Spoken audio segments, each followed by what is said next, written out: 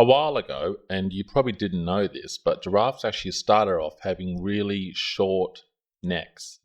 They kind of looked like a horse or a donkey, and they actually had stripes as well back then, not spots.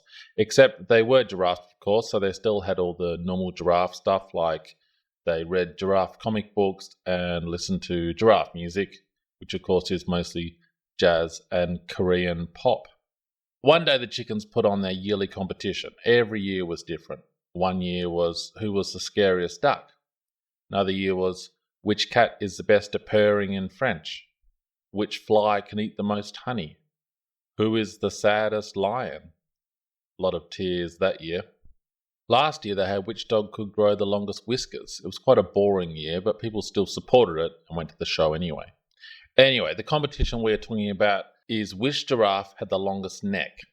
And back then, of course, as I said, that all the giraffe necks were just normal length. The initial reaction to this was that it was going to be another boring year like the dog whiskers, but as I will go on and tell you, the giraffe competition actually went down in history as the most influential competitions the chickens ever put on. And the winner of the competition?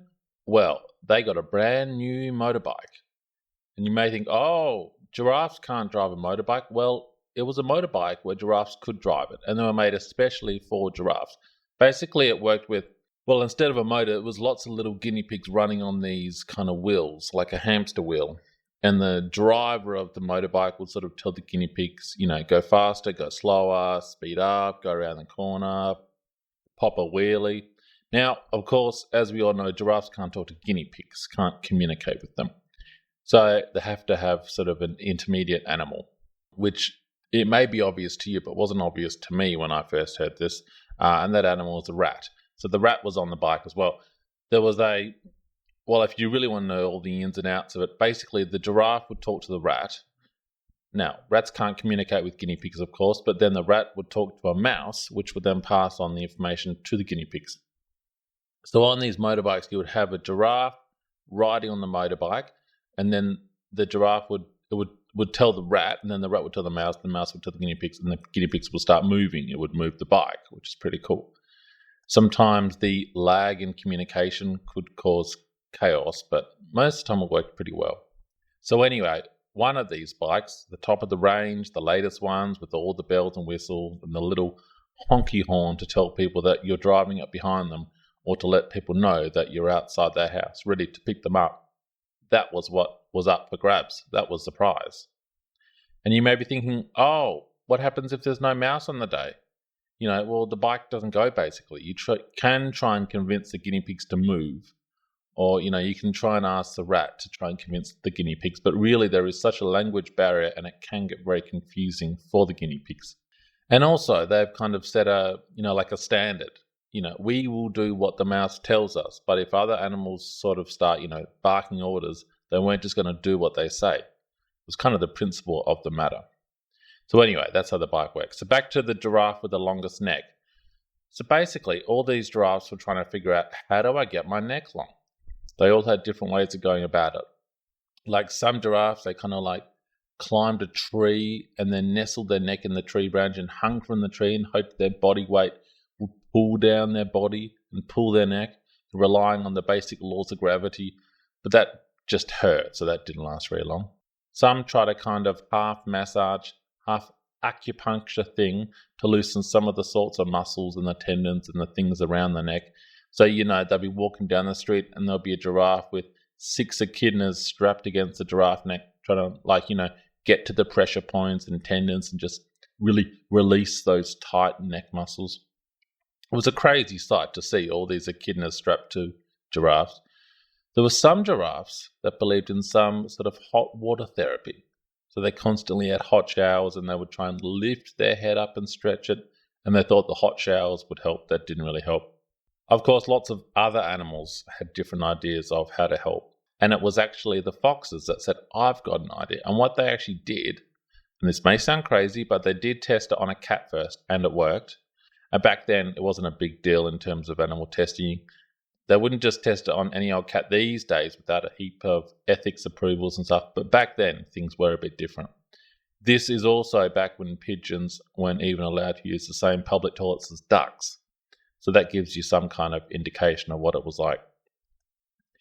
Anyway, so they went ahead and tried it on a giraffe. And what they actually did is they grabbed the giraffe's head and they actually spun it round and around and around and twisted it. So the neck actually twisted, like a spring.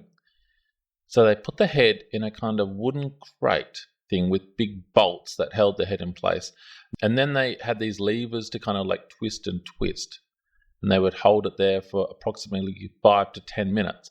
And because you've stretched all the muscle fibers and bones in the neck there, you've actually made it elongated and actually made everything a bit longer. So that was super effective.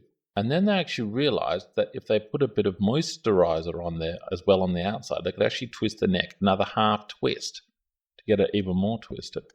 And it wasn't very comfy, that's for sure. But lots of giraffes did this method, and obviously they must have thought it was worth it to try and win that motorbike. Oh, and I forgot to say about the motorbike. They would give you 6 guinea pigs, 1 rat, and 2 mice. And you are probably thinking, hold on. I thought you only needed 1 mouse. The giraffe tells the rat, and the rat tells the mouse, and the mouse tells the guinea pigs. Correct. But actually what would happen is because the mouse was sitting on a kind of ledge thing near the wheels that the guinea pigs were on, is that when the bike was going fast and going over a bump, the mouse could actually slip off sometimes and fall into the guinea pig wheels. And then the mouse would hit the wheel, flick off, get thrown across the road or the park or wherever the giraffe was riding the motorbike. Then the bike would lose control because often the guinea pigs were working so hard they didn't actually notice the mouse get flung out. So they just kept on running on the wheels with no direction or speed control or anything, and it was a bit of a disaster really. So they gave you 2 mice, knowing that at some point you would need to use your second one. And that was actually how the motorbike company made money. They sold these specially trained mice for about half the cost of the bike itself. Absolute extortion, really, but that was their strategy and it worked. You needed these mice if you were a giraffe. Of course, some giraffes tried to train their own mice, but they were never as reliable or as good as the mice from the motorbike shop. Anyway, so the foxes were the most successful at extending the necks of these giraffes, and for some giraffes, their necks actually extended up to 25% more. Quite impressive. Competition day came around, and there were 2 giraffes in the running for the longest neck, 2 serious competitors. It was a pretty crazy day with the chickens doing all the organising, forms to fill in, trestle tables to set up, there were food trucks, all that kind of stuff. Anyway, one giraffe named Billy had the longest neck, which they measured, and he was initially crowned the winner. Everyone was cheering and throwing their hooves in the air, and the giraffe in second place was called Angie, and she was a bit sad she didn't win. But then they did some DNA testing, and it turned out that the winning giraffe Billy was actually a camel that had been painted. So he was instantly disqualified, and he wasn't allowed to compete in any future competitions. So Angie won, and she was so happy. Everyone loved Angie. So they actually all continued the tradition of extending their own necks. It was kind of like a little bit cool, a little bit fancy to have a long neck. It was kind of like fashion. And then it became the norm that a giraffe would make its neck longer and longer. And you may be thinking, well, what about the poor foxes? That's basically a full-time job. But don't worry, they told all their tricks to the wolves, and the wolves actually took over from that point.